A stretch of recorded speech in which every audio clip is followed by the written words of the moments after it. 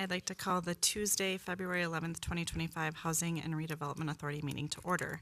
The first item on the agenda is the approval of the agenda. Are there any additions or corrections to this evening's agenda? Hearing and seeing none, we'd be looking for a motion to approve this evening's agenda. So moved. We have a motion by Commissioner Mueller. Second. And a second by Commissioner Wooten to approve the agenda for this evening. Is there any discussion? Hearing none, all those in favor, please signify by saying aye. Aye. Opposed? Motion passes 6-0. Moving on to item 3.1, approval of the January 28th, 2025 HRA Board meeting minutes. Are there any additions, corrections to make to the minutes? Hearing and seeing none, we'd be looking for a motion to approve the January 28th, 2025 HRA Board meeting minutes. Move to approve. We have a motion by Commissioner Wooten. Second. And a second by Commissioner Mueller to approve the January 28th, 2025 HRA Board meeting minutes. Is there any discussion? Hearing none, all those in favor, please signify by saying aye. Aye. Opposed? Motion passes 6-0. Moving on to our consent agenda. We're going to be going and doing a full approval of items 4.1 through 4.6. But before we do that, would anybody like to pull any of the items for discussion this evening? Seeing no one wanting to pull the items, we're going to be looking for a motion to approve consent agenda items 4.1 through 4.6. Move to approve. We have a motion by Commissioner Wooten. Second. And a second by Commissioner Issei to approve consent agenda items 4.1 and through 4.6. Is there any discussion? Hearing none, all those in favor, please signify by saying aye. Aye. Opposed? Motion passes 6-0. Moving on to organizational business, item 5.1, approval appointment of bond counsel. May we have the staff report? Yes, Chair and Commissioners, my name is Sarah, you know me, the administrator, here to present on these next few items. So the reason why these aren't on consent is because just a week or two ago, we were informed that our current bond counsel, who was selected through an RFP process, the attorneys have moved to a different firm. So this action is actually to execute a short-term contract with the same attorney so that we can carry on with our existing projects with the attorney who's familiar with them while we issue a new selection process, essentially. And so that's it for report. Please let me know if you have any questions. Are there any questions? Commissioner Wooten. Any reason why to change? Yes, Chair and Commissioners, I believe that the move was because the firm that they're moving to was more well-resourced for this particular type of work. Any other questions? Hearing and seeing no other questions, we'll be looking for a motion to authorize the execution of an interim agreement with Kutak Rock and the HRA Bond Counsel, and to authorize additional steps consistent with the execution of an interim agreement. Move to approve. We have a motion by Commissioner Wooten. Second. And a second by Commissioner Mueller. Is there any discussion? Hearing no discussion, all in favor, please signify by saying aye. Aye. Aye. Opposed? Motion passes 6-0.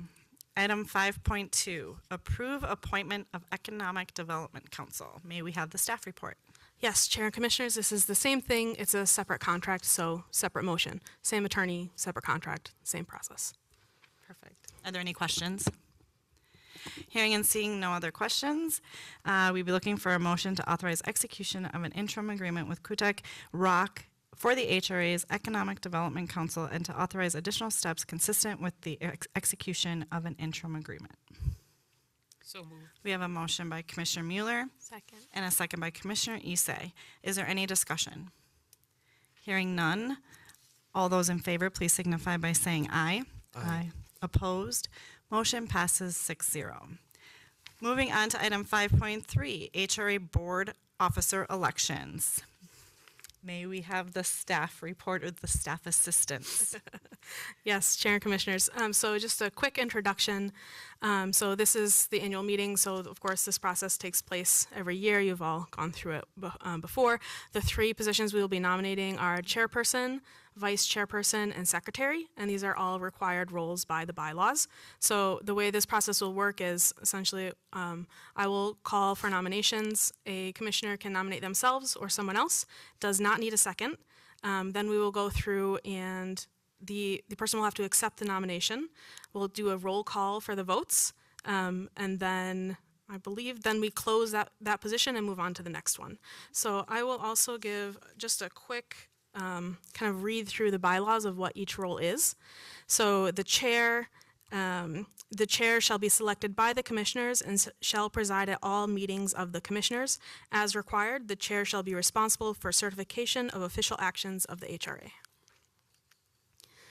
Vice Chair. The Vice Chair shall be selected by the Commissioners and shall preside at all meetings of the Commissioners in the absence of the Chair, and shall perform such other duties as may be assigned by the Commissioners. In the case of death, retirement, or resignation of the Chair, the Vice Chair shall perform and be vested with all the duties and powers of the Chair until such time that a new Chair is chosen by the Commissioners.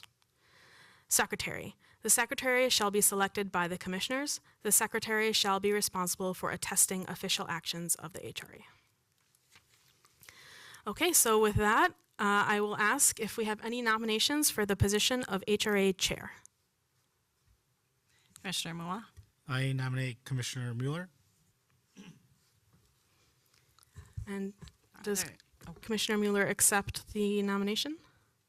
Yes, I do. Do we have any other nominations? Any other nominations? My instructions were to repeat this 2 to 3 times. I think 2 is good. So the nomination is for Commissioner Mueller to be chair, and so that closes the nominations. And so can we do the vote? Yes. Roll call vote. Huhing, Aye. Mueller. Can I Aye. ask her? Okay. Wooten, Aye. Doblinger. Aye. Moore, I Issei. Aye. Motion passed 6-0. Okay, and so that goes through with Commissioner Mueller will be the chair as of the next meeting, February 25th. Congratulations. Let me see. Next, we have the vice chair. Do we have any nominations for the role of the vice chair? I would like to nominate Commissioner Wooten as vice chair. And Commissioner Wooten, do you accept the nomination? Accept. All right, do we have any other nominations? Any other nominations? Okay, so we have the nomination is for Commissioner Wooten to be the vice chair, and that closes the nomination process. And can we have a vote for the vice chair? Huhing, Aye. Mueller, Aye. Aye. Wooten, Aye. Doblinger, Aye. Moore, I Issei. Aye. Motion passed 6-0. Okay. And finally, we have the position of secretary. So same process. Do we have a nomination for the role of secretary? I would like to nominate Commissioner Issei for secretary. And Commissioner Issei, do you accept the nomination? Can I decline? You can. Yeah, okay. Thank you. You decline. Yeah, but I'd like to nominate Commissioner. Oh, okay, never mind. Thank you, though. I would like to nominate Vicky Huking for secretary. Do you accept the nomination? I do. Okay.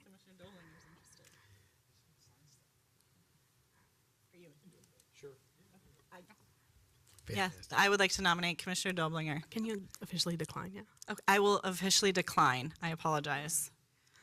And nominate Commissioner Doblinger for secretary. I'll accept. All right. Any other nominations?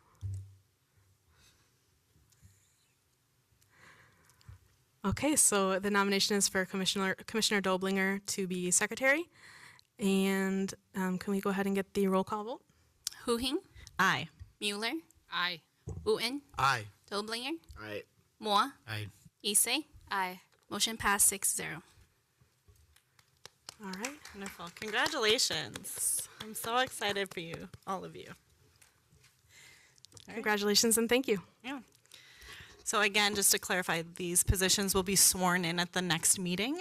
And they become effective at the next HRA meeting. So just for clarification.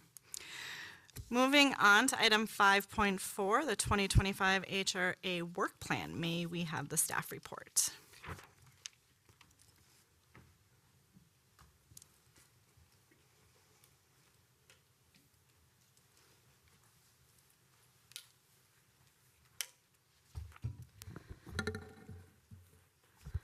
Okay, Chair and Commissioners, we have a whole group up to present on this item. So essentially every year, again, this happens at the annual meeting. This is the work plan for 2025. I'll go over a summary of that. The full work plan is included in your packet. And then we would also like to highlight a couple of accomplishments from 2024. So I will turn it over to both of our assistant HRA administrators to introduce themselves and give some highlights. Hi, good evening, Chair and Commissioners. Anna Salvador, Assistant HRA Administrator. And Mike Palermo, the other Assistant HRA Administrator. I'll pop in at my part. This isn't working. Should work. Oh, try it again. There we go. Okay. First, we're going to start with the Housing Stability and Home Ownership team. The Housing Choice Voucher Program is the largest program managed by this team. We are currently administering just over 680 vouchers. This number includes 4 Veterans Assistance vouchers, 10 foster youth vouchers, and 38 project-based vouchers. Another kind of key outcome from 2024 is the addition of 8 additional project-based vouchers that were approved in 2024. That project's currently under construction. We hope to have those vouchers issued sometime in 2026 once construction is completed. On the homeownership side of the table, we had 2 households move from the Rental Homes for Future Home Buyers program with 1 successful home purchase. We also had another successful year with the Journey to Homeownership workshops. This workshop was provided in partnership with Project for Pride in Living, and across the county, they had 517 households register for the program. More locally in Bloomington, PPL also provided Homestretch, which is a first-time homebuyers course. And in 2024, 30 households attended the courses offered in Bloomington, resulting in 2 home purchases and 13 attendants, completing ongoing coaching after the workshop. A few other accomplishments from this team. One of the bigger ones is the Housing Choice Voucher waiting list. So we underwent a pretty extensive policy revision related to our waiting list policies and also opened our waiting list for the first time since 2018. We currently are sitting at around 6,500 applications that we've received through that waiting list. In 2024, we also completed a 5-year agency plan for the Housing Choice Voucher Program, and that maps program goals for the years 2025 through 2029. And lastly, we invested $1.2 million in upgrades and repairs to our HRA-owned properties, which is a critical first step in implementing a longer-term capital investment program associated with those properties. I'll hand it over to Mike. Thank you, Hannah. So I manage the Residential Development Services team, or RDS team, and we primarily handle our rehab programs. So we have a couple different rehab programs we have funded through Community Development Block Grant, our own funding, and then we have also the HELP program, which is our housing and environmental loan program. It's meant for short or smaller grants, but more urgent needs that happen. The rehab loan program, we had 33 approved in 2024 for $1.2 million, so about $36,000 average loan. On the flip side, we also have loans that get repaid back over time, so we had 21 loans that came in over that time, which is why you see such a large amount. Largely funded out of our community development block grant, but then we get program income and other sources to kind of a revolving loan in a sense. And then we had 31 HELP loans. This is a great partnership we've had with our environmental health division that identifies urgent needs that are in our community, and this is a great resource for them to kind of tap into and address those needs to make sure that we're keeping our health, safety, and welfare of the community. And so in that case, we had 31 loans approved last year for just over $200,000. And we also have a down payment assistance program that we partnered with NeighborWorks, the home buyer mortgage assistance. That program is wrapping up. We had total in that program 21 loans that were assisted for a total of over $200,000 that went into assisting these households. The average amount, they were all for about $10,500, except the last one, so it lowered it just slightly there. But what's interesting too is the average home price was about $300,000. So this will be ever important as home prices continue to increase at a higher rate than incomes. So while this program's wrapping up, you'll see in the future we'll be working with Twin Cities Habitat for Humanity on another down payment assistance program. We also partner with our Port Authority on new developments that are occurring and assisting. So you can see here we have these goals in our comprehensive plan set out by the Council for the year 2030, and the different income bands there from 30% area median income to 50 and 60% area median income. We have exceeded what we need for 60% and are 50% now. We've just went over that threshold.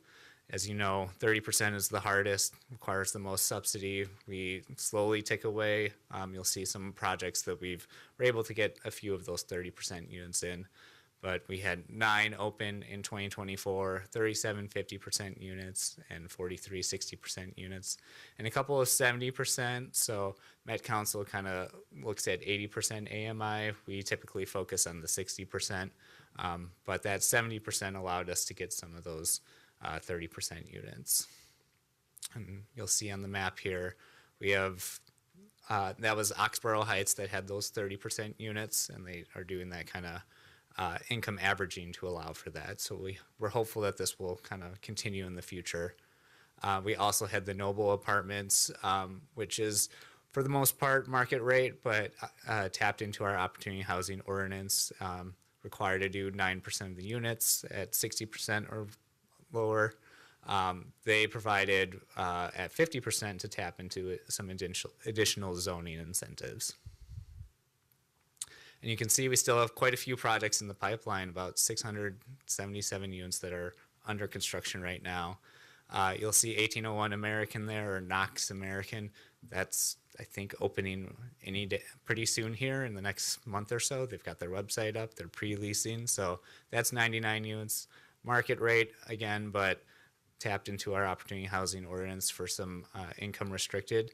And those are also more, they like to call them B-plus units. They aren't going for the highest end market. They're going for more livability and tapping into the being in right next to the orange line there.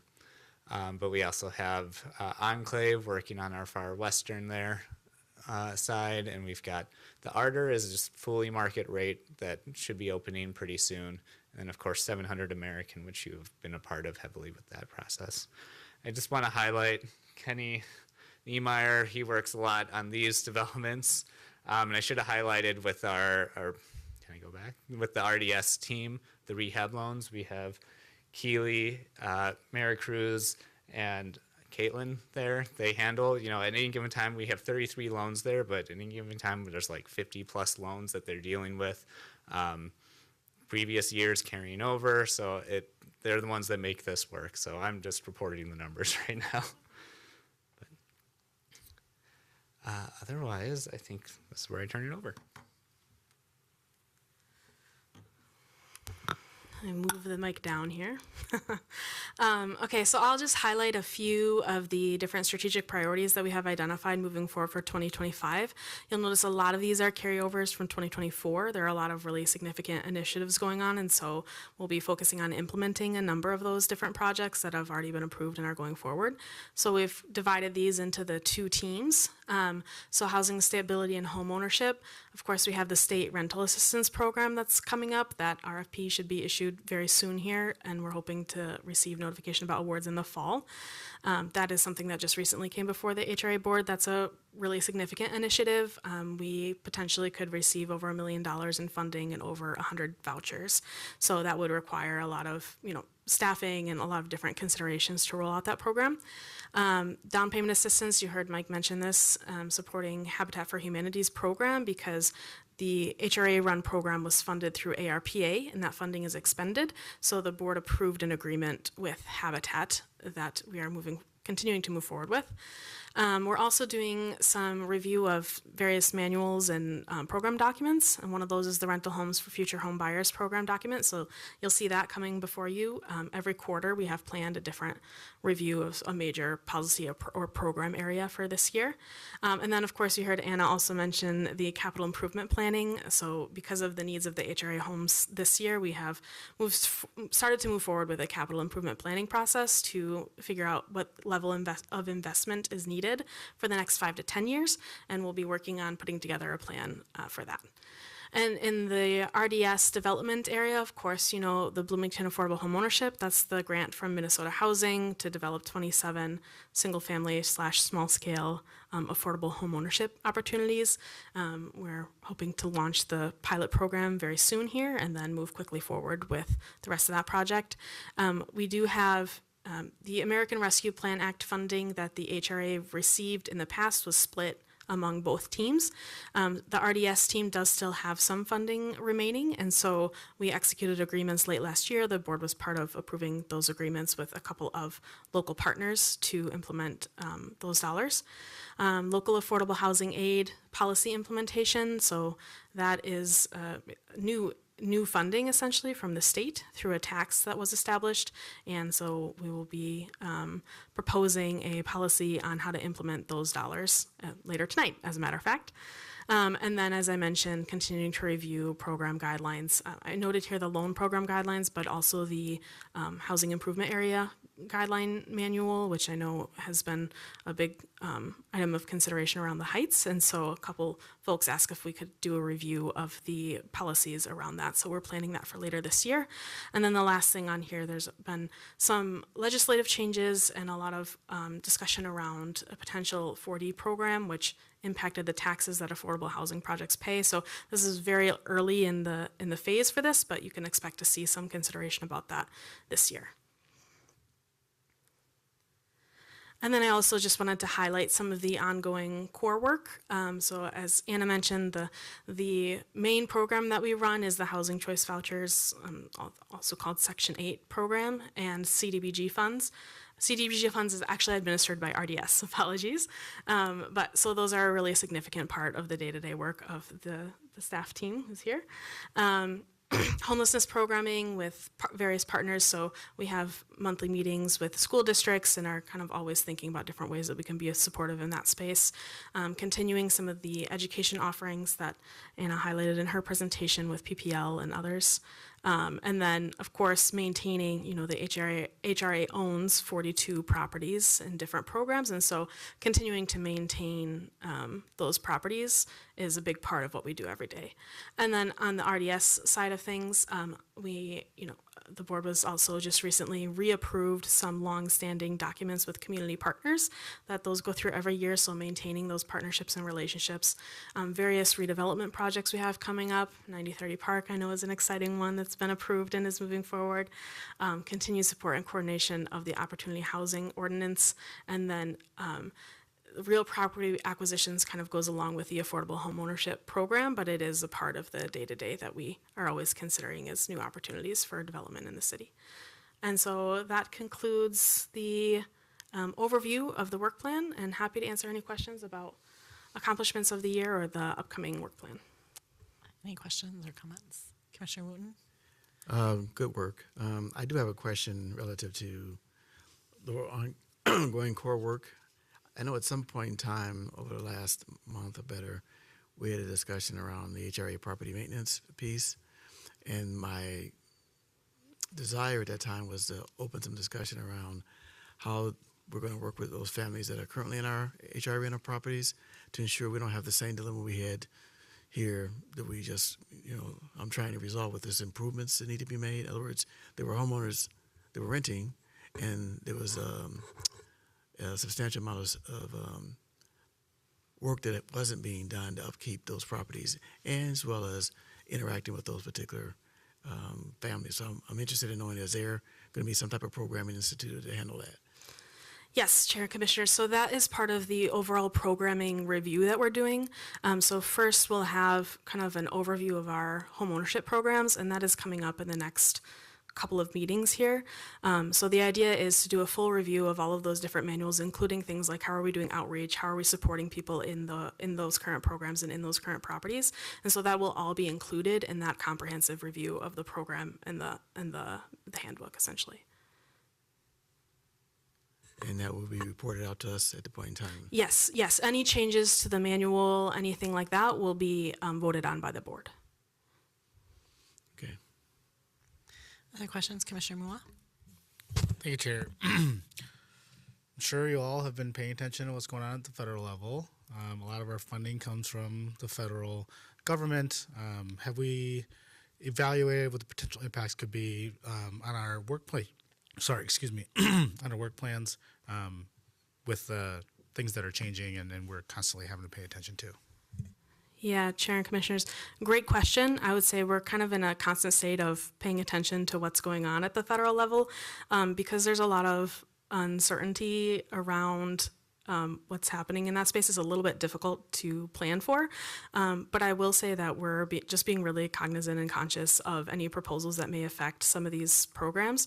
Right now, there is not, as far as I'm aware, any clear proposal about either of these federally funded programs. So we are continuing to go forward full steam ahead and deliver services to the community and support folks who are in these programs, and just paying attention to anything that could potentially impact service delivery in these areas. Commissioner Wooten? Along that same line, I know we've made a decision on this already, but I'm just curious. Has there been any consideration to rethinking the implementation schedule for rental increases for those properties that might be affected? I'm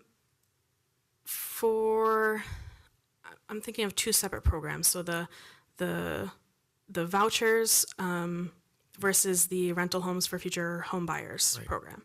Right. So the rental homes for future home buyers program, that is the one where we're doing the comprehensive review of the manual, essentially. And so that's ongoing work that will come to the board. And we're planning to address some of the questions that you had raised around outreach and support. So for clarification, are we putting the rental increase on hold until then, or help me understand? Thank you, Chair Commissioner. I think another important clarification is the Rental Homes for Future Home Buyers program is a uniquely locally managed and funded program, so it's not impacted in the same way that our assisted rental properties would be, because there's no federal funding tied to those homes specifically. So at this time, we're not planning to put a hold on those rent increases. Other questions? Commissioner Doblinger? Just to bounce off what Commissioner Mua said, is there a backup plan for if something does suddenly happen? Yeah, Chair and Commissioners, I would say it would depend on what happens. So anything that happens at the federal level, we will prepare a response, and anything that significantly impacts programming or programming decisions or funding will be brought to the board ASAP for consideration around what the impact is and what that means and how that might change or alter some of our service delivery. I will note we also do have the state-funded rental assistance program coming through this year, which if there are significant changes at the federal level this year to the voucher program, that program could potentially help fill some of that gap. But as of right now, again, as far as I know, there's no concrete proposal around changes to these programs, so we will just kind of have to wait and see what is proposed. I would just like to state that I would like to send a huge thank you to our staff. It's a great, if we look at all the work that's been done, it's kind of amazing when you really step back and get to see it in front of us. Like, we see it through a whole year, but just, little by little, but to see it on a screen, it really shows the hard work and the amazing staff that we have. So thank you for that. And thank you for the work that you're going to be doing. And, we're here to support you. And I know that things are challenging, and they're going to be challenging, and they're unknown. And I guess I just want to say thank you. And, we are here as well to support staff as best as we can as a board. But we do appreciate all of your hard work and efforts and continuing to keep affordable housing in Bloomington. Is there any other questions or discussion or comments? If not, there is a motion for this, and that is to approve the 2025 HRA Work Plan. So do we have a motion? So moved. We have a motion by Commissioner Doblinger Second. and a second by Commissioner Issei to approve the 2025 HRA Work Plan. Any discussion?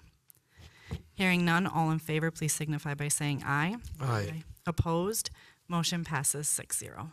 Yes, Commissioner. I might also just note that, I just stepped into this role about 4 months ago, and I am also very grateful to all of the staff on the team for kind of helping and supporting me as I, have learned a lot and stepped into this role, and you all have been very welcoming and are great at your jobs. So just wanted to give that shout out and another thank you to the team.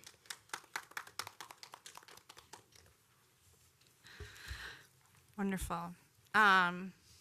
Item 5.5 is the Affordable Housing Trust Fund update. May we have the staff report? Good evening, HRA Chair, Commissioners. Yeah, so this is the Affordable Housing Trust Fund update. It's an informational discussion item, so there's no action requested. And our intent is to inform the HRA of the current status of the Affordable Housing Trust Fund. We'll go through some opportunities for future funding, and that'll be a preview of our LAHA proposal, which is the item after this. And this presentation is in response to questions from the HRA Board for more information about the trust fund.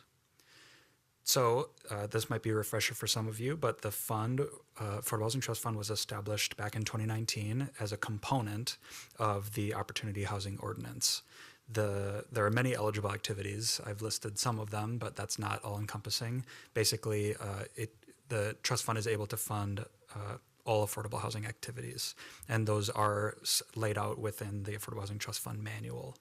So to initially fund this, the trust fund, the city issued a bond through an RFP, and the bank that was selected was Old National Bank, and that was able to create a little over $15 million of funding, and that was through a loan, which at the time was a kind of a market rate interest rate. But as that was 2019, some things happened in the following years that resulted in that being actually a really low interest loan, which was to the benefit of the fund. And so that $15 million was the initial money to start off with the trust fund. So wanted to present with the accomplishments that this fund has gotten for the city of Bloomington since it was established in 2019. It's supported 5 projects. You can see those laid out here. I did some kind of back of the hand math on this. The 303 units in the bottom right, so that's the units that are affordable to households at 60% AMI of income and below. That accounts for 79% of units at that affordability level that were built since 2021. For the 50% level, the 142 units, that's 50% of the units that were built since 2021 at that affordability level. And then for the 30% AMI units that Mike was mentioning, those are really hard to build. The trust fund supported 100% of the units that have been built that are affordable at 30% AMI. So I think that hopefully characterizes just how impactful that money has been since it was first established back in 2019. So there is a repayment structure that was part of that establishment, part of the bond process. So as I explained, the city went for bonding, and the Old National Bank purchased those bonds and loaned money to the city. So then through an agreement, the HRA pays, the HRA as the administrator of the Affordable Housing Trust Fund, makes repayments of the Old National Bank loan. And the source of those repayments are the repayment of our loans to developers, as well as tax increment financing revenue that's generated from those projects. So all of those 5 projects listed here have Affordable Housing Trust Fund loans, and they have tax increment financing districts. And as those get repaid and as increment is generated, the HRA is able to pay the city back. And the city then pays the Old National Bank back. So as part of this structure, if any of those repayments are less than what was projected, the HRA has established a backstop through its levy, which pays for that difference. And so that backstop is $500,000 annually, and that amount is held in an account within the HRA accounts. It's the HRA levy backstop. And if those funds are needed to make those debt service payments, then they're drawn on.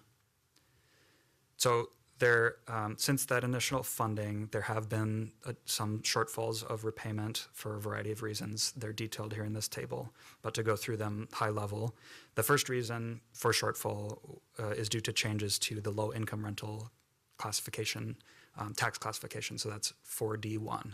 So projects that have affordable units past a certain threshold are able to get a reduction to their tax so that they pay less.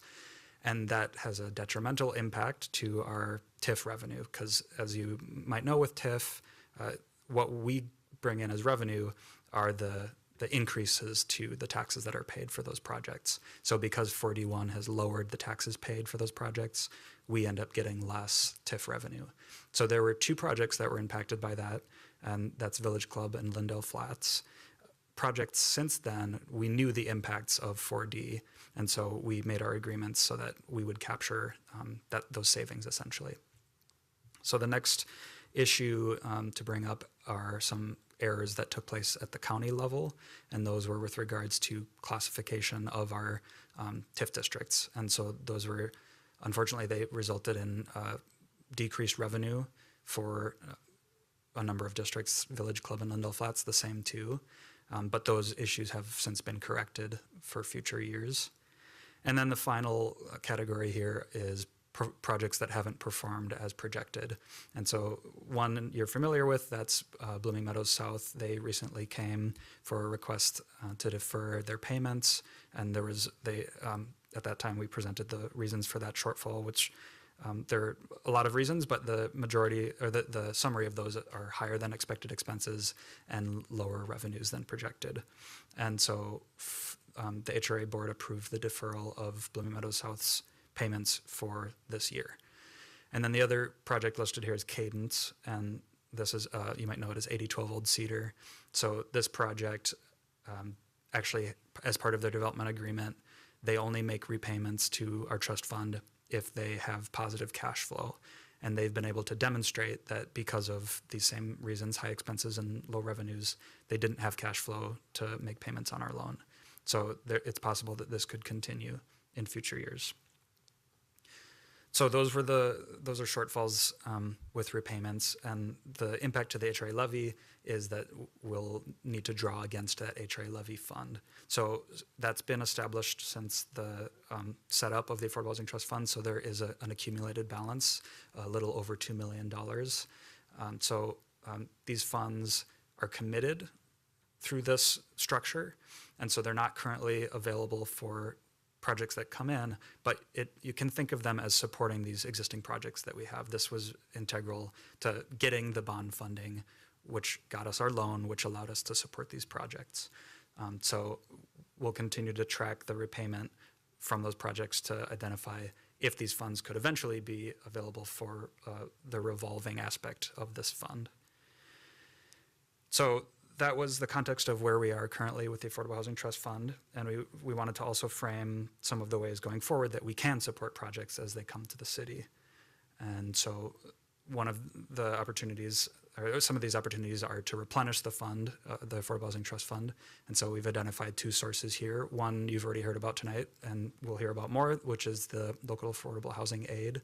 So part of the proposal for usage is that half of our annual allocation would go toward the Affordable Housing Trust Fund, and that would be around $500,000 a year. And then the other source here is a grant program that Minnesota Housing is opening for the first time this year. And that's a one-time grant. It's actually a matching program, but staff anticipate that because the HRA has made allocations to the trust fund in the past, that we've already met the requirement for that match. So that could get us $225,000 from Minnesota Housing. And then there are other local resources that have the potential to support projects as they come in. The biggest of those would be the HRA Development Fund, which is at the discretion, the usage is at the discretion of the HRA Board. And then the other two, one is tax increment financing. So as you saw, those 5 projects that got trust fund loans, they also receive tax increment financing districts. And that's an incentive that's offered through the Opportunity Housing Ordinance. So developers can request a TIF district, and there's a process to handle those. That process is coordinated with the Port and the HRA. And so there would be collaboration on TIF districts going forward. And then the last slide is to go through some external funds. So I bring out the importance of having funds within our trust fund, because what it allows us to do is leverage those funds when we're seeking these external sources. So our applications for funding become much stronger when we show that local support.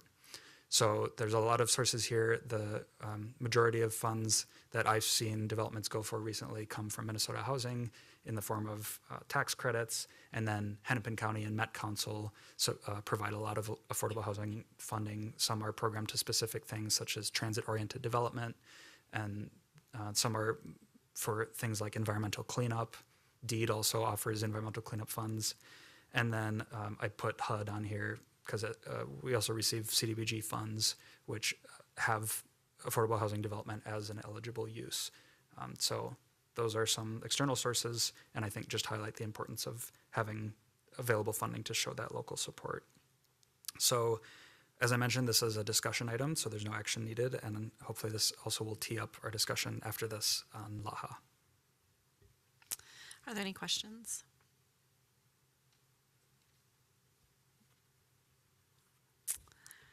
No questions? Any discussion? Any? Okay.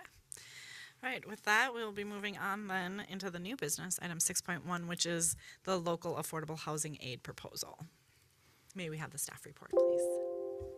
Oops. Thank you, Chair, Commissioners. So our next item is to consider a proposal for usage of local affordable housing aid. I'll call it LAHA. And thanks for getting the slides up. So this first slide is familiar to you. You saw it. You've seen it previously, but it's just to ground us in what LAHA is. So it's funded by the Metro Area Sales Tax, which is it's a sales tax that applies to the entire metro area, and then 0.25% of that tax is set aside for affordable housing, and it's distributed amongst counties and cities in the metro area. So the range of eligible projects for LAHA is very broad, just like our Affordable Housing Trust Fund, and the broad strokes are that rental projects have to be affordable to households earning 80% of the area median income or below, and ownership projects have to be affordable to households earning 115% or below. The statute for LAHA also calls out a priority for rental projects that are affordable at 60% AMI and below, and homeownership projects affordable at 80% AMI and below. And as you're aware, that's more in line with what our programs target. So we're kind of within that priority range. And then in terms of how much we're anticipating to receive, we expect around $1 million annually. Last year, we got a little over $500,000, and that was due to the collection of LAHA only taking place for part of that year. So this year, we'll receive collection from an entire year. So you'll remember on December 10th, we held a concurrent meeting between the Port Authority, the HRA, and the City Council, and that was a facilitated discussion. So our great facilitators pulled out some of the common themes that they saw in that discussion and that the group itself highlighted. So the things that I saw, things that I see here are that there's a lot of opportunity, there's a lot of need that needs to be addressed, and there's not a lot of resources, and there's no cure-all, there's no easy solution. And we also saw a desire to have a clear delineation of how this fund is administered. So we've brought a proposal this evening which hopefully aligns with those goals. and that is to split the allocation that the city receives each year into two buckets. Half would be for affordable home ownership programs, and then half would be for affordable housing development and preservation. So for affordable home ownership programs, we have a lot of examples of what we're already doing. We've got the Bloomington Affordable Home Ownership Program, which we heard about tonight, the 27 units of home ownership housing. And then the other project which we already have funded is the Heights, and that was for their direct income-based assistance, so that was $250,000. And then the first bullet, going backwards, is down payment assistance, and that you heard mentioned earlier is the Twin Cities Habitat for Humanity down payment assistance program. So that would be an eligible use of this bucket for LAHA. On the other side would be the funding that essentially would get deployed through our Affordable Housing Trust Fund. So that would be projects like we've seen previously, which is new development of affordable housing, and it could also be more preservation projects. We're seeing some need for funding to subsidize preservation, such as with Southview Estates. So that funding would operate within the framework of the Affordable Housing Trust Fund. So as part of this allocation, we've put forward a spending and reporting process, which would be that the city and the HRA would enter into a mutual agreement every year for administration of these funds, and this is to mirror the process for CDBG funds. So each year, for CDBG, the city and the HRA enter into a mutual agreement. Then the HRA would allocate and authorize the LAHA funds as part of its annual budget.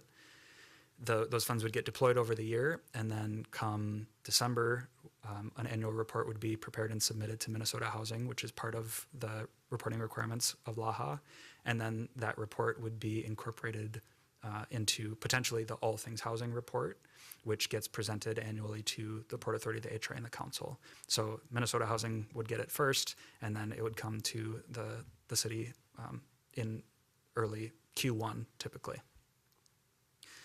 So next steps for this proposal, after consideration this evening, there will be a study session with the Port Authority on February 18th, and then the LAHA proposal will be brought for consideration and potential approval by the City Council on March 3rd. If that approval goes forward, the HRA and city would then enter into that mutual agreement. And then in terms of this year of LAHA administration, so we've already received all of our funding from last year, our 2024 LAHA. Half of that was put toward the Heights, but there's still a remaining balance, that $267,000. So our next distribution of LAHA will occur on July 20th. We'll know how much that actually is around June. Minnesota Housing puts out the distribution amounts around June. And then I put in the timeline for that reporting to Minnesota Housing. And we actually received that second half of distribution for the current year after that reporting deadline. So the report is for the prior year. So the recommended motion this evening is there before you, and with that, we can take questions. Are there any questions?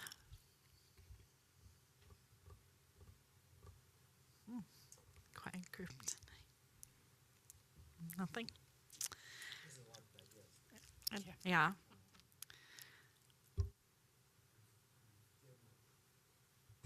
Still not clear on how the roles of the distribution are going to be handled by HRA, Council, and the Port Authority. So, I mean, that's probably a sidebar for me to get a better understanding, but I'm interested in knowing what that's going to entail. Chair and Commissioners, the way that was helpful for me to think about it is that the LAHA funds will be administered within the same rules, the same framework as the Affordable Housing Trust Fund. So those requests for that funding come to the HRA Board as well as the City Council currently. If you remember 700 American that just went through, that came through these bodies. So the expectation is that LAHA funding would work through that same framework, at least the bucket on the right. The Affordable Housing Development and Preservation funding would follow that same framework as the Affordable Housing Trust Fund.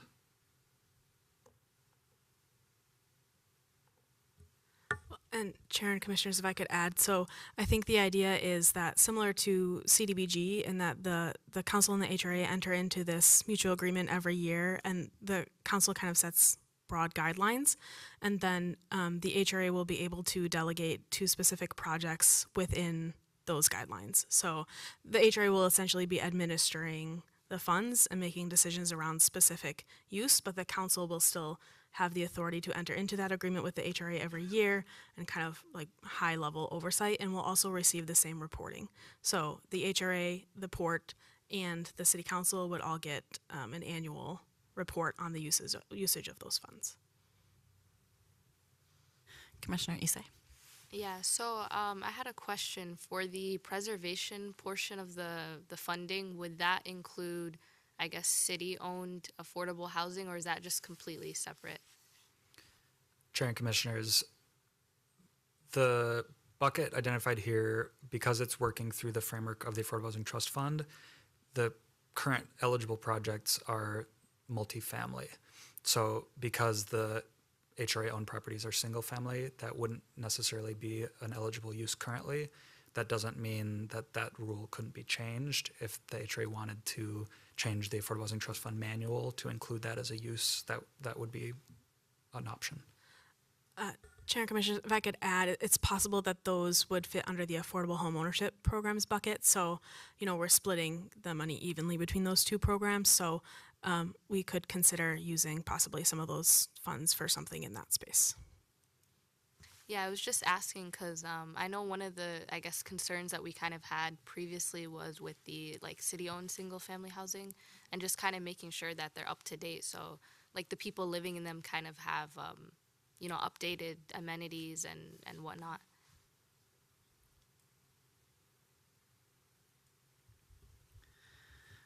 Any other questions or comments?